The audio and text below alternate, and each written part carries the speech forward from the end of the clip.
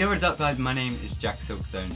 So of course Halloween is now over and Thorpe Park is now closed for the winter.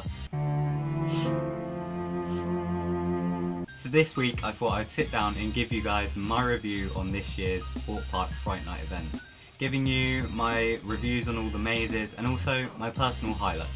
Yeah, so this year I actually headed down to Thorpe Park Fright Nights 3 times. I only filmed 2 of them, episode 1 and 2 of course. They can be found down in the description. The first time obviously went with Toby, Seb, Holly, and yeah, that was really good. That was episode 1. And then the second time was with loads of people and I can't be bothered to mention them all. But that was episode 2, which is also down in the description. And then obviously I went a 3rd time, which I didn't vlog. I didn't really feel like it. But yeah, I did go 3 times overall. And I did 15 mazes overall. So I feel like I can give some fairly fair reviews. So I guess the best way to go about this video is to go through each maze from the weakest to the strongest in my opinion. So starting off with my Bloody Valentine. So obviously as it is first, it was my weakest maze. It was still scary and I think it had a lot of potential. Obviously all of these mazes, I did them for the first time this year apart from Blair Witch. So all of them are new to me and I don't really know what they were like in previous years because I know my Bloody Valentine was really good previously. But this year it just didn't do it for me, to be honest. There were some highlights in that maze that were very funny, such as these. Oh fuck!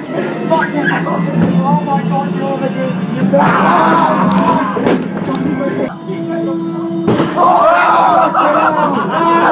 I know he's there! Still scaring me! But at the end of the day, that was definitely my weakest maze. I don't really have a lot to say about it, to be honest. It just wasn't as scary as the others. It was still a really good experience, but just not as good as the others. So my second weakest maze, which might be a bit controversial to some people, was the Big Top. Obviously the newest maze at Thorpe Park this year. And I know some people say they loved it, and some people said they hate it. I was kind of in the middle.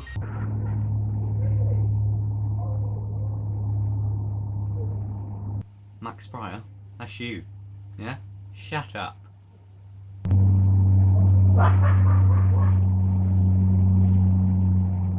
As I was saying, I only had 2 run-throughs on the Big Top, so this might not be the fairest review for it. The first one, which was on opening weekend, really wasn't very good, to be honest. It was just an overall weak maze, nothing much was happening, not many scares. Although a teddy bear did manage to scare the shit out of me. Oh fucking hell! That scared me! That was only a teddy bear! But then when we went back in episode 2, it had improved a lot. I think the fact that we got stuck in the maze quite a lot because another group went to a dead end and like were refusing to move, that kind of ruined it a bit. But one of the best scares did happen in Big Top this year when I managed to fall over. Oh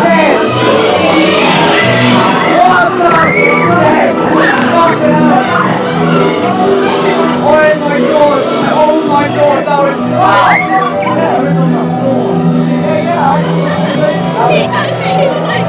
so... Basically what happened there is I was in the mirror maze section of the maze and one of the big paintings somehow opened and an actor just jumped out and I just fell over. I was so scared, but yeah, that was one of the best moments of Fright Nights this year, so well done Big Top for that. But yeah, other than that, I think Big Top was a very good concept. I like the idea. It was quite original, apart from it was basically Carnival of Screams, wasn't it?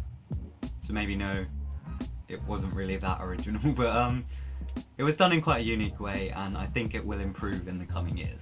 Toby, can you get off? No, I'm scared! Oh, Toby! Lift your happy and you know we clap your hands!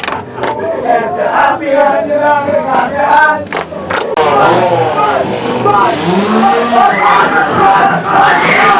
So the maze that comes in the middle for me, 3rd weakest but also the 3rd strongest, is the Blair Witch project. Of course this was the only maze that I'd done previously. I'd actually done this maze last year. I also did Studio 13, but of course that's not there this year because I'm a Celebrities in that building. So I had done Blair Witch before and I knew what I was going in for. And yeah, last year myself and Ben Venner went in and I loved it. It wasn't as good as Studio 13, but I found it so funny. Blair Witch is one of those, it's not exactly scary, it's just more funny. and you can have a good laugh in that maze.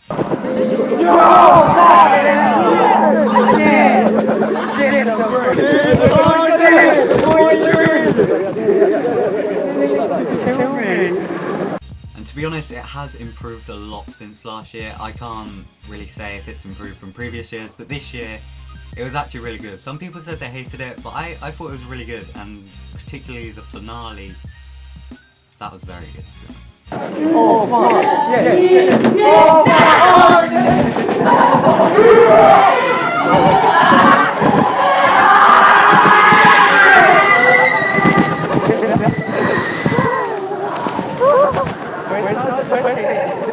So my second favourite maze this year was actually Sora Life, and of course Sora Life opened back in 2010, 2009, I'm not too sure, but this was obviously my first time doing the maze, so it was all new to me. People had done it loads of times before because it used to be a permanent attraction, but this was my first time, and I did it two or three times this year, and I honestly love it so much. The theming in there is just incredible, and I've had so many funny moments.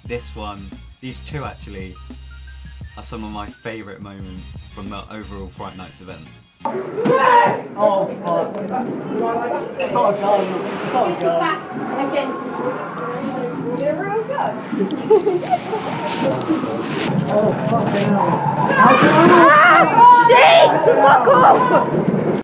And of course that bit with Holly was in the strobe room, which is probably one of my favourite scenes in any of the mazes at Thorpe Park. I just love strobe lighting. That's why I loved Studio 13 so much, and why I think I would have loved the Asylum. I just think strobe lighting is it's just so weird, isn't it? They're over there, and then they're over there. It's fucking weird. I'm actually quite surprised that Sora Life came second for me in my maze rankings, because I hate hands on shoulders mazes. Like I genuinely have a hate for them. I think it just restricts the maze so much. You don't feel as free, it's just not as scary. They can only really come at you from the sides, the actors that is. Whereas in other mazes, they can come at you from every angle. But yeah, I just love Sora Life. I think it's a very clever concept, great theming, and overall great maze. And of course, that does leave one maze left, which is Cabin in the Woods. Right, I cannot explain how much I love this maze. I honestly can't put it into words how much I love it. People said they'd done it, people say it was the best maze, but I thought, can anything really beat the other mazes? Because obviously it was my first time doing all of them. And Cabin just fucking blew me away. It was so clever, such a clever concept. The actors were just so good in there. Honestly, the way Charm the Whistle feels about Saw, I feel about Cabin. I love it so much. I've had so many funny run-throughs, so many highlights. I'll play a few of them now. Oh fuck! Fuck! Oh my god! Oh my god! Oh fuck! No, I'm so sorry. Oh fuck! Oh shit! Wait, no, it's fine. I even punched an actor in there, I was that scared. Obviously I did it accidentally. I'll play the clip for you now. Oh fuck! Shit!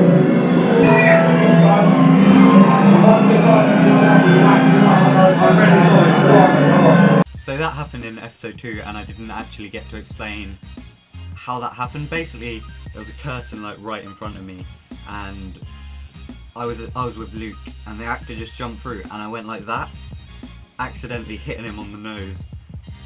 Because obviously I couldn't see him because he was like right on the other side of the curtain. And yeah, I'm very sorry to that actor. If he is watching, which he probably isn't, but I'm very sorry. But you did scare me, so good job. You're a good actor. But talking of actors, as I already said, the actors in Cabin in the Woods are just the best. And one in particular, Alex Barnes, has honestly made Fright Nights just so much better for me this year. I'll explain the story of how I know him, or how we know each other. Basically, after episode 1 of Fright Nights, I tweeted, I can't remember what I tweeted, but it was something about Fright Nights, and he favorited my tweet. And immediately after he favorited it, I went into his profile and I looked for his pictures, and I honestly recognised him from In the Maze. I remember we were in a corridor and he just came up to me and squared up to us and wouldn't let us pass. And because I remembered him, I was like, yo, what's up, man? You did a great job at scaring the shit out of us. And then we got talking for a bit, and I asked him if when I went again for episode 2, if he could make it a bit more extreme for us. And I think it's safe to say that he certainly did.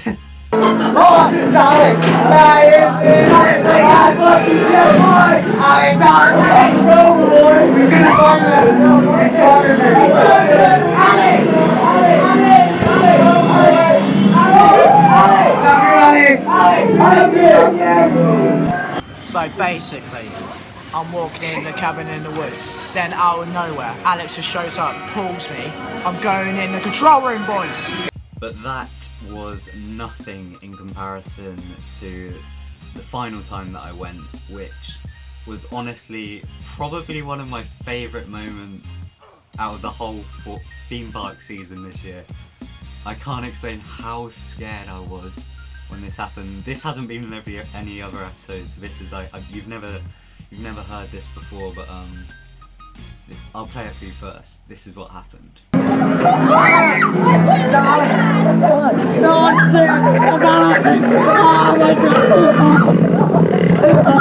Oh my god!